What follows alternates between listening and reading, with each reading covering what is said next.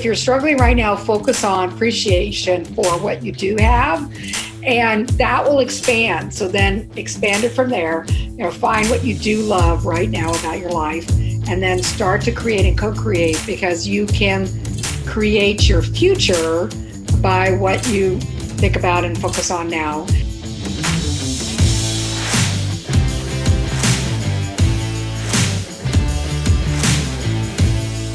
How do most agents who don't have access to the secrets that the top agents in our industry hoard to themselves grow and prosper in today's real estate environment? That's the question, and this video podcast is the answer. I'm Pat Hyben, and welcome to Real Estate Rockstars.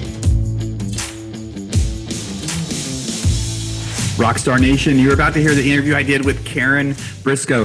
Karen is a mega agent out in the area of Washington, D.C., and we talked a lot about real estate and the 40 million transactions she had done so far. But what we really talked about is making our lives better and improving our lives during this kind of crazy time of shelter in place and coronavirus. She's been around for the last 3 or 4 recessions, and so she had a lot to talk about with those. And I think there are some actionable tips that she learned that you're going to be able to learn and take with you in your journey today. So listen up. I hope you like it.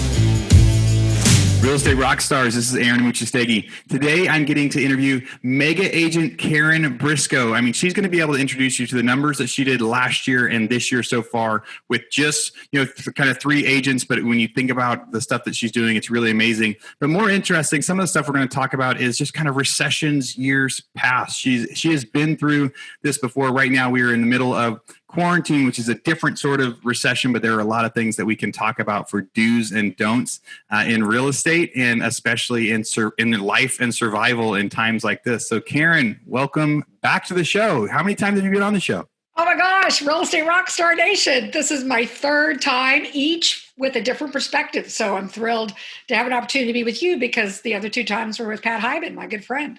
Yes, Pat is a great friend of mine too. I am glad that you were lucky enough to be interviewed by him a couple times before having to come in with me. Hopefully, I can live up to a little bit of the way that he used to do the show for you. So tell us, where is your office at, and what sort of volume are you doing with your team out there? So the team is located inside the Beltway of the Washington, D.C. metro region on the Northern Virginia side. So think CIA, think Tyson's Corner. Every time you see the movies, what they show Langley, and nearby to where Amazon HQ2 is now located. Wow, what an interesting spot. I've interviewed a lot of agents lately, kind of from that area, and so I say a lot. I've had 3 or 4 people in the last couple months that kind of live near there, and overall, a lot of them have said during past recessions, Washington, D.C. in that area kind of just plugs on the same, because whether the market's going up or the market's going down, people need government. The government stays big or gets bigger, and they haven't seen many changes up and down in the real estate market. What is your opinion on that? Is that an accurate assessment? Yes, that is generally true. The metro region expands, it doesn't contract. That being said, we have felt impacts. The dot-com bust at around 2000, 9/11, actually, the market pretty much stalled. It took, some time for people to get confidence back. And we've had sequestrations. In the run-up of after 9/11, the irrational exuberance, we actually experienced more irrational exuberance because of the buildup of Homeland Security at the same time. And so we then had a pretty, meaningful correction. That being said, I anticipate could have a similar phenomenon happen with this COVID-19, because as the Homeland Security buildup occurred after 9/11, we anticipate that there will be a health infrastructure. We have NIH already, Johns Hopkins, Amazon HQ2, which has got a lot of importance in terms of the data storage, right? Capacity and just providing the bandwidth. So we anticipate that long-term, the market area will benefit from, as it has ongoing, being so near the seat of government across the river. Rockstar Nation, this is Aaron Amuchastegui. Hey, I hate to interrupt the current podcast that you're listening to, but I am so excited to share this with you. I just finished interviewing the original host of this podcast, my good friend, Pat Hyven. I got to talk to Pat about how he started his real estate career and a whole bunch of tips and tactics that he used to be successful. So if you haven't listened to it yet, go check out State of the Market number 49. On there, I get to talk to Pat about all those different things. And in there too, he talked a lot about his 6 Steps for 7 Figures book and training program that he built over the last couple of years. And I realized I haven't done a good enough job of reminding all of you lately about all of the resources that we've built for you out there. So if you want to check out Pat's course, we've got like a 3-minute summary video when you go to it. It includes so many easy to follow tips that you can follow on it like a day-to-day basis. You get email reminders, all sorts of different things that come with that course. You find that, you go to rebusuniversity.com, R-E-B-U-S, rebusuniversity.com. Look at courses. You can find the 6 Steps for 7 Figures book.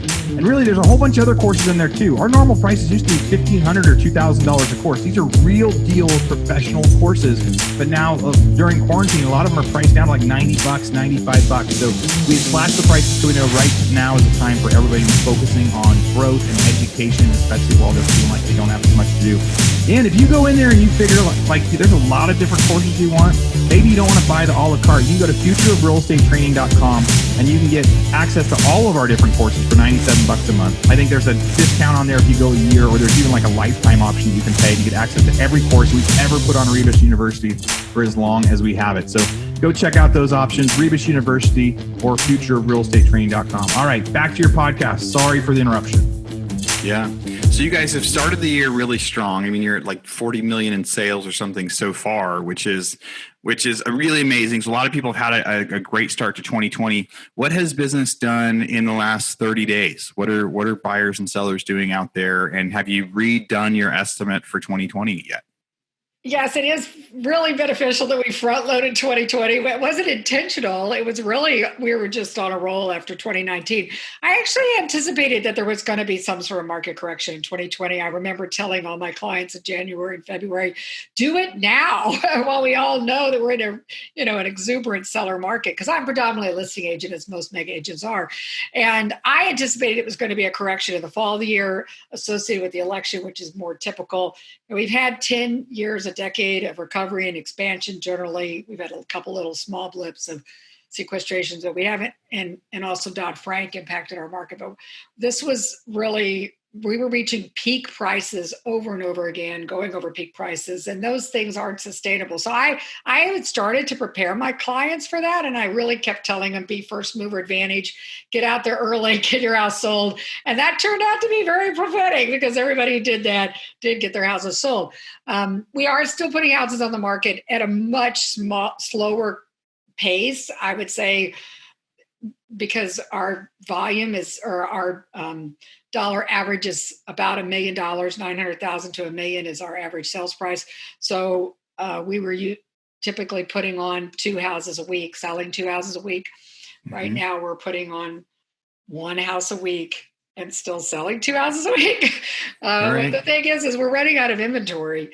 And that's the biggest thing I see that's slowing down the market, is the seller's hesitation for putting their houses on the market. We've increased our messaging to the marketplace. We hadn't really done videos extensively, but we are 1 or 2 times a week sending out video messages to our clients to show them how we can help them in this time. That because the other reason why I'm really hopeful about housing market is that in this time of shelter in place and sanctuary, the thing that people are discovering is the things about their house that doesn't work for them. Man. Or maybe it worked before, but it doesn't work now. So one of the most significant trends we're seeing is people wanting more physical space, more physical distancing. Yeah, they've never spent as much time in their houses as they have now, right? And they're seeing the things of going, hey, I never really liked that. Now they really don't like it. So some of that stuff gets so amplified, and I think that we've had a lot of people on here and talk about, there's still a lot of people that have to sell right now. So people are still listing. And so when you're reaching out to people and they're telling you, hey, I was going to list, but now Now I'm going to wait it out. What advice are you giving those people, that are the potential clients out there? Are you telling them they should go ahead and list now, and why? What is that script that you could share with some of our listeners?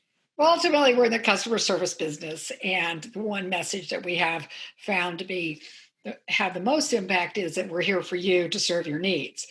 And what we're helping them through is a lot of times just in their mind, the logistics, just wanting to know how the process works. And we have put in, as many agents have, the processes and systems for, so like, for example, we had an open house this weekend and a new listing on the market, and the people are living in the house, and we set up via the showing time system so that only one group would be in the house at a time. The agent was on site to, manage the movement through the house and those kind of things. So I find that when the clients understand how we can help them with technology, we can help them with putting in good systems, that gives them the confidence. And if they have that level of confidence, then they also need the confidence on the other side, right? It helps that they have a place to go. So where we're seeing also on the other end is that people are ready to move, but they don't have a place to go. So we need both an increase in supply of, it works both ways, right? Because if you're going to sell your house, you need a place to buy. If that seller doesn't put their house on the market, really ultimately the whole market depends on everybody having confidence. If you think back to the movie It's a Wonderful Life, and I know this seems like, why is she bringing this example right now? But George Bailey, when he was in the savings and loan, and it was during the stock market or the market crash of the 1920s, he was explaining to his neighbors, his community, that we all rely on each other, right? And the ability for one person to move depends on the other person to move. In the case of him, he was talking about money, and for one person to be able to borrow money to build a house, that required somebody else to put their money in the bank, right? And have that confidence. So the entire economy and system and communities are built on the fact that we all believe that, by taking our action, we're not putting ourselves in vulnerable. Because that's where people are feeling that they want to try and manage that risk, right? So increasing those with explaining ways that we can help people is one way, and then finding them motivated, because there are people that have real external needs for moving, and then there are people that just have an internal need. But we think that that's going to become even more evident as we see some loosening of some of the state guidelines. The Northern Virginia, Washington, D.C., suburban Maryland had stayed as a essential service, real estate had, because of Homeland Security. So we were fortunate, at least in our market area, that we had been serving people's needs all the way through the crisis. Yeah, being able to be that essential service. But you're right, for real estate to work, everybody needs to do their part. You need to have the entry-level houses and the entry-level buyers. You need to have that move up for them to go to. Someone says, hey, I want to sell my house right now, but I want to make sure there's a house to go to. I mean, I've been telling everybody. So we listed a house that I had just moved out of right when quarantine started. So we had to list it on the market 40 days ago. And so my agent worked really hard on it. He did great pictures, great virtual tours, everything that he could do to market that thing. And the transaction is still happening, right? And so now it's going to close in about a week. And we were able to sell our house that we didn't know we were going to have to sell it until this started, but we had just moved into a new house right when that started. As we jump back a little bit too, you talked about, like, I think most people over the last year before coronavirus happened have said, hey, we're at a peak. Hey, this can't last forever. The prices have gone up for a long time. And a lot of people were trying to time that. People were selling assets going, hey, I would tell people, I'm not sure what's going to happen, but there's a better chance that my house will be worth less a year from now than worth more a year from now. But I'd been saying that for a few years, right? And it just kept, I thought we were peaked out maybe a year ago, and then 6 months ago, and then a few months ago. And I think what everybody was failing to see was what could cause this. right? Because everybody said, hey, we're at a peak, but nothing's slowing it down anytime soon. Did you hear much of that, feel that way?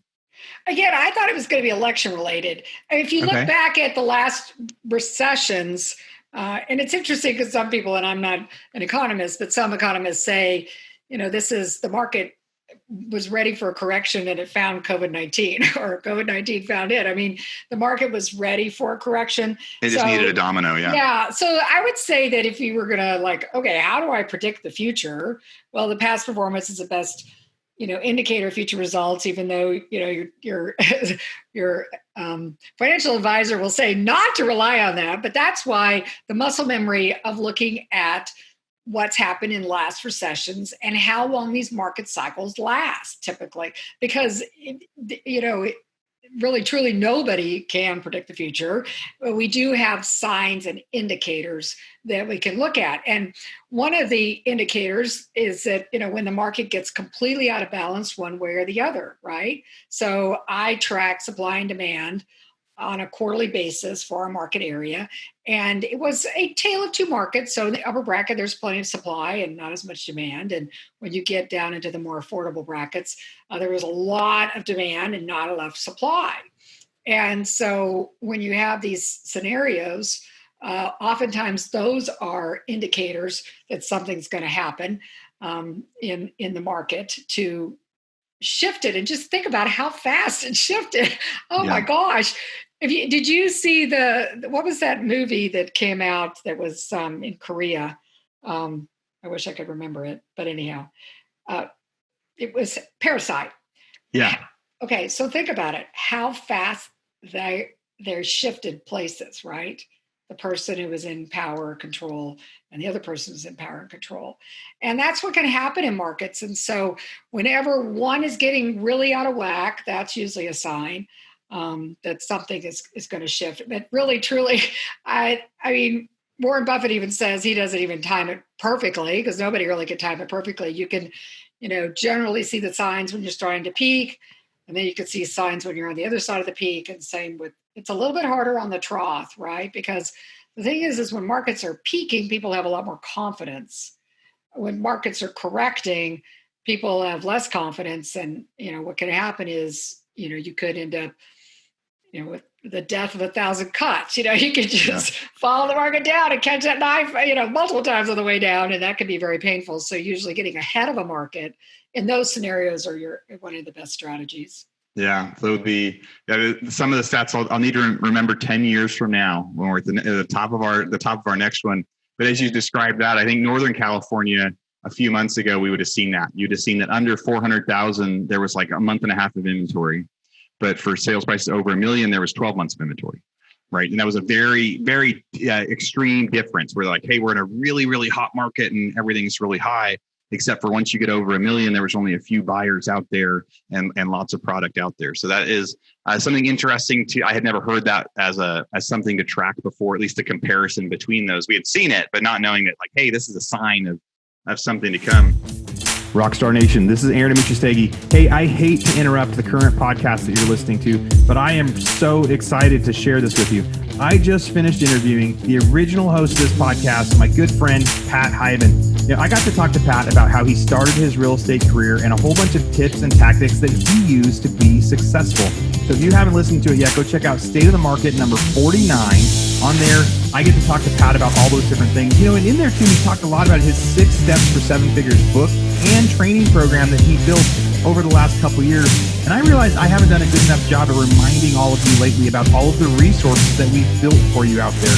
So if you want to check out Pat's course, we've got like a 3-minute summary video when you go to it. It includes so many easy to follow tips that you can follow on it like a day-to-day basis. You get email reminders, all sorts of different things that come with that course. You find that, you go to rebusuniversity.com, R-E-B-U-S, rebusuniversity.com. Look at courses. You can find the 6 Steps for 7 Figures book. And really, there's a whole bunch of other courses in there too. Our normal prices used to be $1,500 or $2,000 a course. These are real deal professional courses.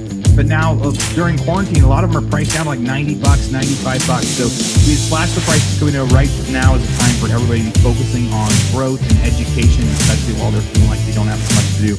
And if you go in there and you figure like there's a lot of different courses you want, maybe you don't want to buy the a la carte. You can go to futureofrealestatetraining.com and you can get access to all of our different courses for $97 a month. I think there's a discount on there if you go a year, or there's even like a lifetime option you can pay to get access to every course we ever put on Rebus University for as long as we have it. So go check out those options, Rebus University or futureofrealestatetraining.com. All right, back to your podcast. Sorry for the interruption.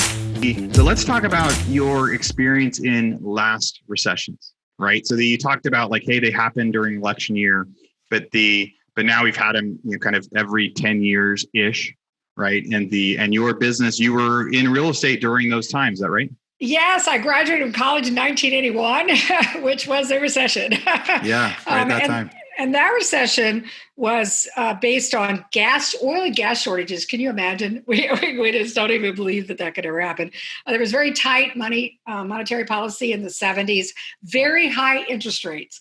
So I always like to say my business partner, who's now deceased, but when she was in business in the 70s, if you could sell a house at 18%, think about it. I mean, right, really, like 15% interest rates in the early 80s was like the normal. It was. In fact, people were very creative and resourceful. And that's the point I would want to say in terms of learning how to manage the market at the moment. I was sharing or doing a training on during the whole coming soon status early in this 2020. And when we were really agents were vying for inventory and all the MRIS rules and about coming soon. And I was like, so what we should be teaching agents is how to be scrappy. Because there will be something different. Right now, it's coming soon. Really, you have to learn how to be resourceful and scrappy. Because in the 90s, that recession in 91, that was around the Gulf War, is generally what they attribute it to. Then 2000 was the dot-com bust. Remember that? I mean, there was a major correction. Law of large numbers happened there, right? So stocks and startups were, anything that had a .com after it was running up, and we had a correction associated with that. And then 9/11.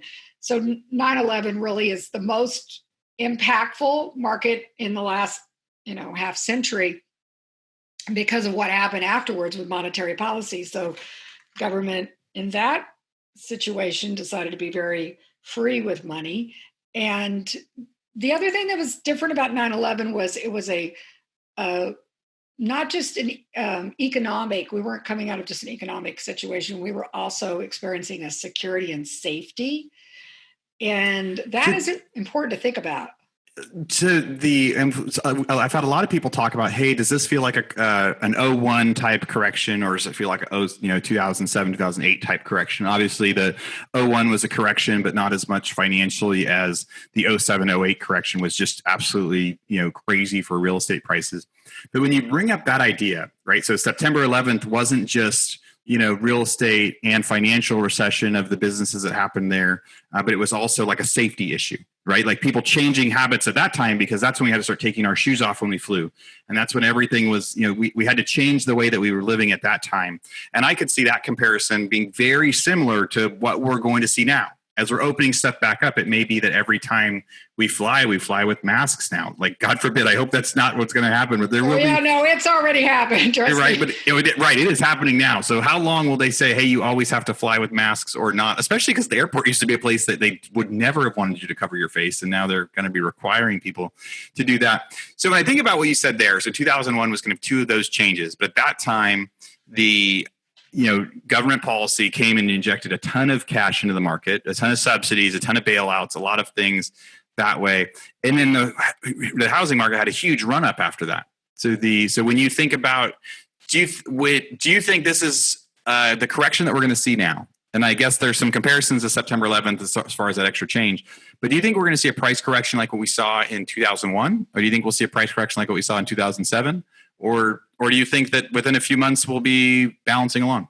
See, I don't feel like we had a real estate price correction in 01. 01 was the .com bust.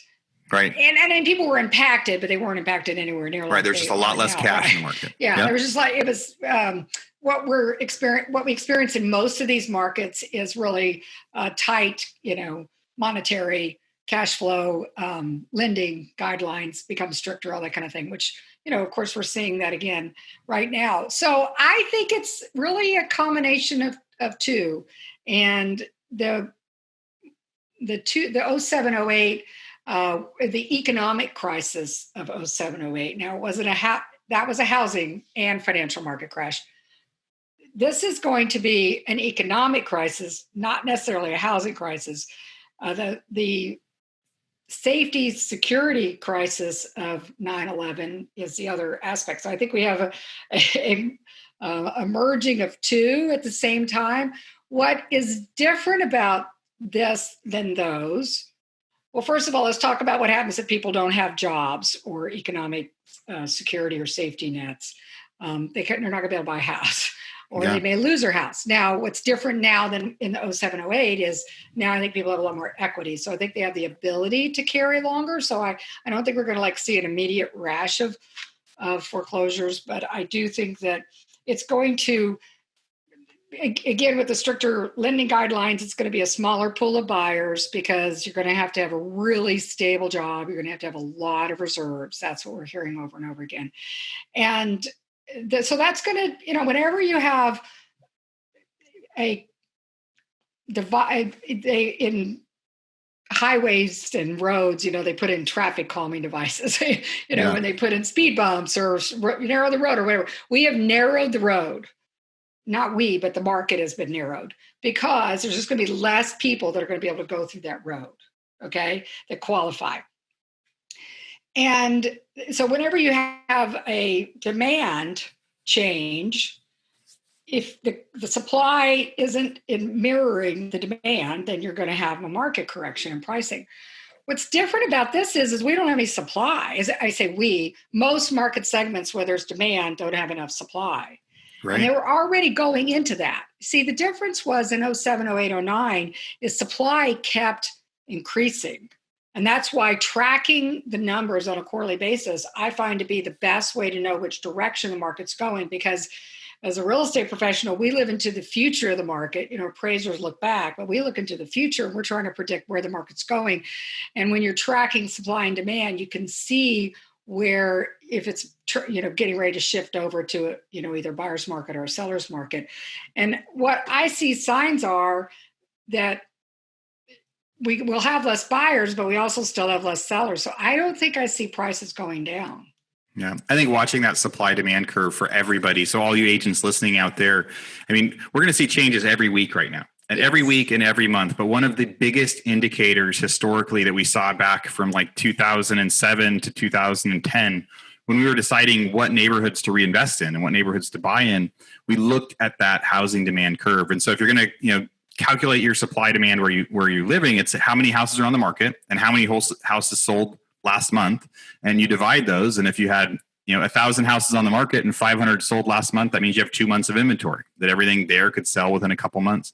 And there's a lot of different opinions on what a healthy amount of inventory is. But I remember Northern California back in 2008, 2009, that you'd have like 24 months of inventory in some counties. That's definitely oversupply. Right. 6 months is over time is considered to be a balanced market. I think the important thing to watch is which direction is it going.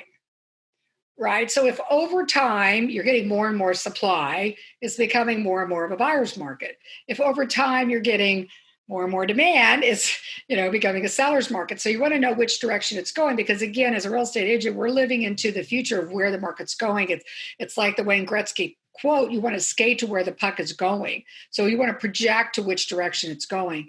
And that's the best way to know, is to always be looking in terms of which direction it's going. Yeah. Look at those statistics and be able to see what is the change that's happening. Because you could have a ton of inventory this month and a lot less next month, especially when you're going to have those extreme things happening right now. People all of a sudden saying, hey, I'm going to put my house on the market. People taking their house off the market saying, hey, I'm going to wait this out because I don't want to show my house right now. I had on the State of the Market 46 that just went live today, Trevor Mock had come on here and he showed a bunch of data of the amount of buyers that were searching. Like in Google, they were like typing in, sell my house fast, or sell my house right now, or cash offer for my house. And the week or two right after, the shelter in place orders hit, the search demand went way down for a week or two. And then on about the third week, people started searching again, sell my house now, sell my house now. And now the searches for that are 40% higher nationwide than they were pre-COVID. So that means way more people right now are searching sell my house now. And so one of the pieces of advice he gave is, hey, when you're talking to those sellers, tell them now's the time to list your house, because all of a sudden shelter in place will lift. All of a sudden people will go back to normal and there will be a bunch of buyers. And that might be too late to get your house ready to list, to decide. You don't want to decide to list when everybody's flying out to go buy a house. You want to decide to list 2 weeks early, right? Yeah, and I call it the first mover advantage. It may be second mover advantage, but the early to, whatever usually has a benefit. And so, yes, because if you get, stuck in rush hour, if you will, then your house could not benefit from the fact that there's a lot of demand in a particular segment. So I'm always an encourager of going for the first mover because then I think you have more control over the process than if you get stuck in the rush hour. Yeah, it's much easier to make your house stand out right now, right? Yes. Like while inventory is still low, if there are a whole bunch of people that are getting ready to sell their house soon, right now is a good time where inventory is still low. So you can put your house on the market now, make it look different, make sure as agents, you guys are, using that, telling people now is the time, and then giving them all of the extra stuff that they need to be able to do that. So let's shift gears a little bit. So you have this huge real estate team. You do a bunch of real estate stuff, but you also do a lot of kind of encouraging speaking and, kind of life coach type stuff of have life hacks for your life. And you have a book that came out a year ago that kind of talks about that. And maybe it's more applicable now than it ever was. Tell us about that part of your life. That part of your book and the other side of that. Like you're obviously successful in real estate, you're financially successful, but let's talk about that life stuff. Yeah, so I call those my creative endeavors. And what happens oftentimes when people achieve a high level of success, other people will know how they do it. So often I started coaching and speaking and training. And it really came because after surviving multiple market corrections, right? And people really want to know how you do it. My first book is Real Estate Success in 5 Minutes a Day. And that came about because people wanted to know my hacks and my tips and everything, but they all said they didn't have enough time. So I was like, okay, well, do you have 5 minutes a day? And everybody had 5 minutes a day. It's true. It turned out to be true. There's this principle, Parkinson's law, that says limiting or restricting time actually will help you be more effective and efficient. So that book is designed to be a daily reader, and it has these basic principles or time hacks for being a successful real estate agent or salesperson or entrepreneur. It really translates well into all those areas. So the second book was Commit to Get Leads 66-Day Challenge, because I had a lot of people say, yeah, that's really great, Karen, but I really want to just dive into lead generation, right? I want to get my business development and my prospecting up. And so there's a lot of research on habit formation in 66 days and how that is. So that's where that book came about. So Commit to Get Leads 66-Day Challenge. The way Flip Time Love Life came about is I was asked to actually do a TEDx open mic. And somebody said, well, I've kind of become an expert on time because kind of a productivity expert, because what I had found so much in my podcast, 5 Minute Success, and all these conversations is that time is really a created thing. To say you don't have time is like saying you don't want to. So in this TEDx open mic talk, I was talking about time and what happens if you get to be successful in your career, and then you find out you run out of time, or you don't have time to do what you say you want to do. And you may remember for your psychology days, the whole Maslow's hierarchy of needs, where you work your way up the pyramid. You start with your physical needs, your safety needs, your esteem needs, your relationship needs, and then you do your self-actualization. I was like, well, what if you just flip the whole pyramid and you start with self-actualization? And that's where the whole idea of flipping time to love your life. So for people that haven't seen that pyramid, it's kind of saying like the order that people get stuff done. And at the very bottom, it's like it's our most basic needs, like shelter, safety, food, toilet paper. Yeah. Right? Really, COVID-19 has brought it all out. Everybody has gone back to the basics, right? Yeah. Yeah. And the reason why it's really relevant now is that I wrote it because my story, the heroine in the book, she was really successful, and she's like, is this all there is?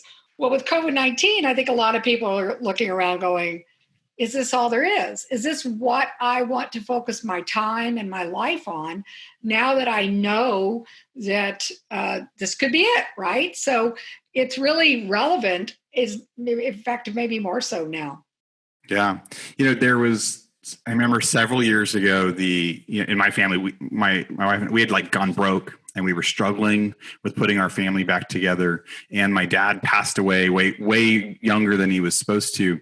And when he died, he had money in the bank, but all the stuff he was supposed to do. And we think back then, that was when we kind of looked and said, hey, if we ever get out of this, we're going to do this different. And if we ever get successful again, we're going to do this different. And if we're ever financially stable again, we're going to do this different.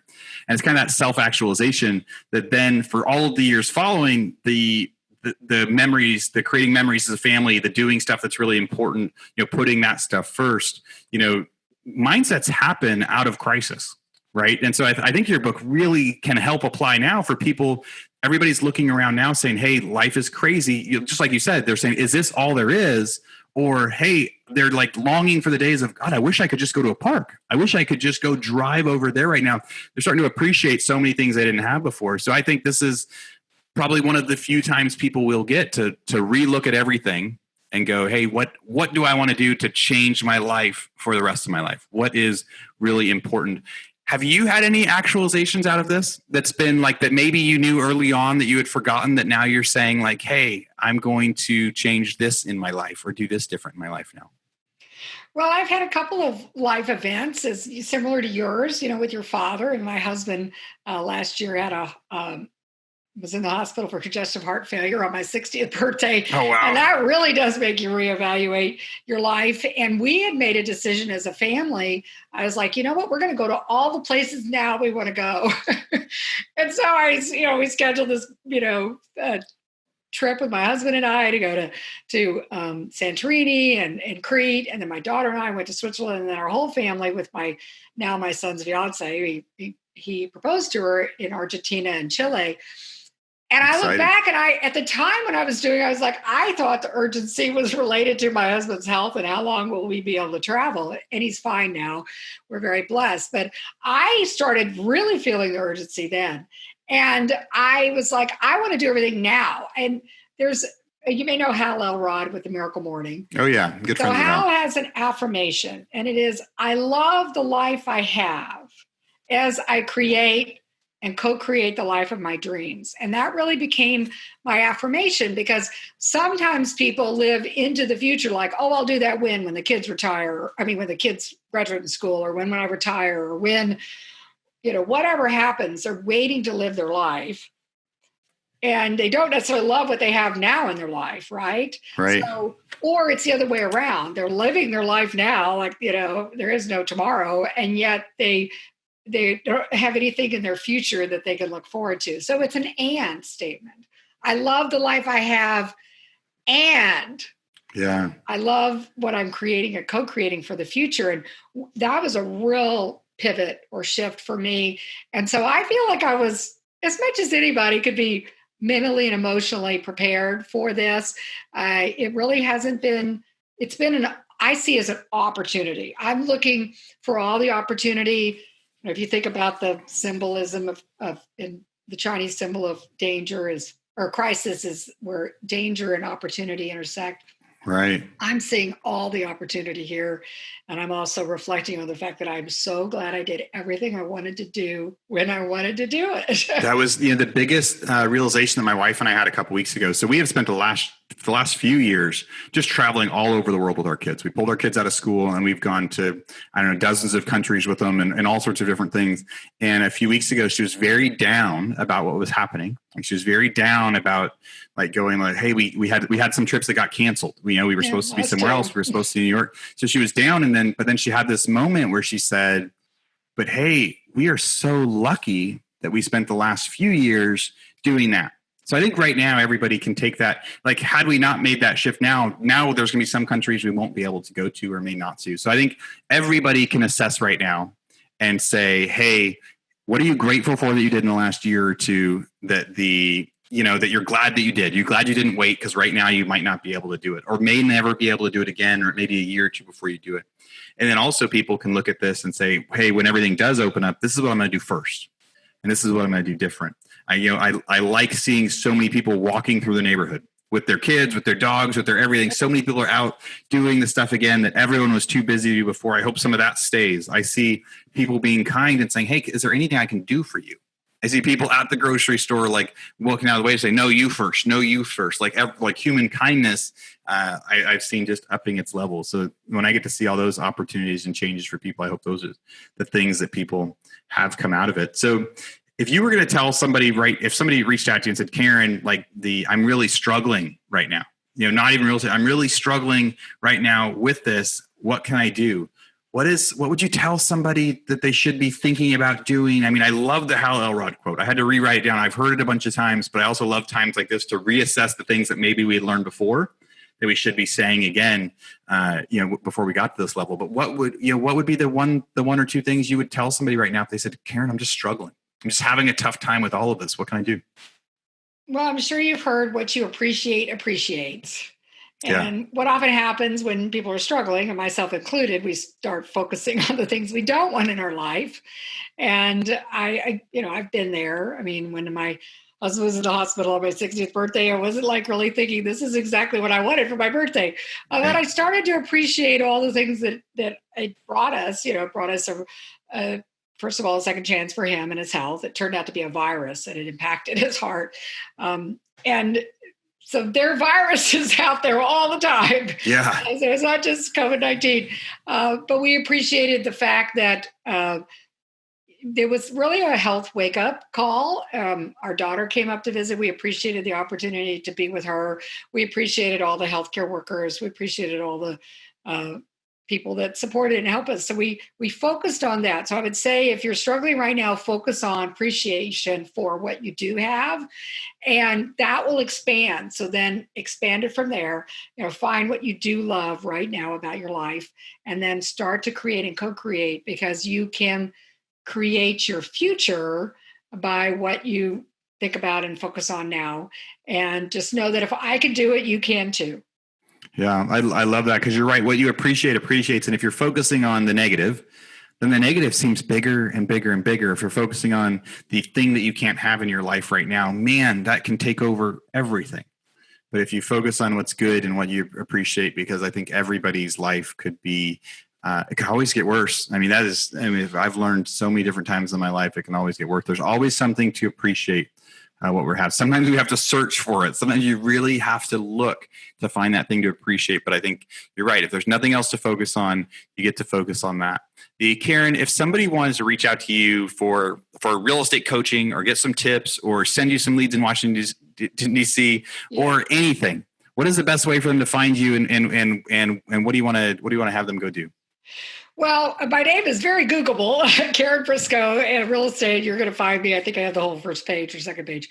So if you want to find out about the books and the podcast, it's very easy, because it's the number 5-minute success. So that's a website, that's the podcast where you can pick up all podcasts. And the books are all on Amazon. Real Estate Success in 5 Minutes a Day, Commit to Get Leads, 66-Day Challenge, and Flip Time, Love Life. And you can reach out to me through all those portals for the real estate world as well, as you mentioned, because we are here where HQ2 is, and we can help any of your clients that are coming this way. I think we're going to see up a build up we're going to have an election, so that's going to change a lot of things coming up in a few months. But we're happy to help with your real estate needs here as well in the Northern Virginia, Washington, D.C., suburban Maryland region. So they can go find you. How often do you release your podcast? So it has an episode once a week. We had been twice a week, but we're taking a little bit of a step back on that formatting. But we also have a special episode once a month called Flip Time, Love Life. And then we just went into a philanthropic partnership with Front Row Foundation. You may be familiar with those guys. I know John. Yeah. John Vroman. We wanted to do something where we could make a contribution as a community. And so we had a special episode for that, but you could also find out more about the Front Row Foundation on the 5 Minute Success website. That is awesome. Yeah, I'm good friends with John out here. I'm part of the Front Row Dads as well. Yeah. So many great programs out there. So Karen, you have given everybody some great advice today on what they can be looking for, some different things for them to be able to analyze the real estate market where they are. But I think one of the things that I'm the most excited about checking out some more is, your book of the Flip Time, Love Life, and that whole lifestyle change. I think that is the biggest thing everybody should be getting out of this. We're going to find a way to survive financially. We're going to find a way to survive in our life. But what are we going to do that actually makes the next 10 years way better than the prior 10 years? And it's times like this where we rediscover and find that. So Karen, thank you for joining us on Real Estate Rockstars today. I'm sure we will have you back in the future. Thanks, Aaron. All right. Bye-bye.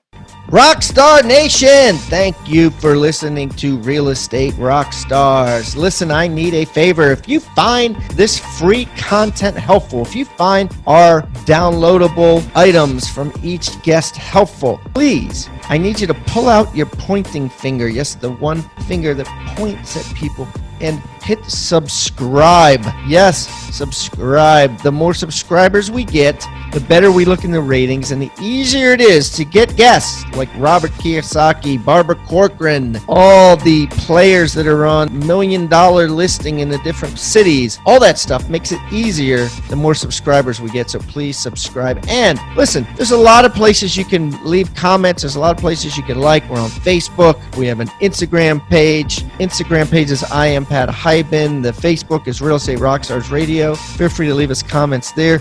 The most popular form of commenting seems to happen on YouTube. Yes, for whatever reason, it's a very open environment. So just go to YouTube and go to Real Estate Rockstars Radio. Leave us comments there. Some of them we will read on the show.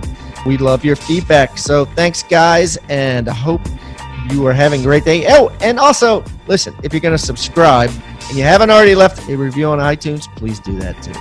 Have a great day, and thanks so much, Rockstar Nation. I really appreciate you.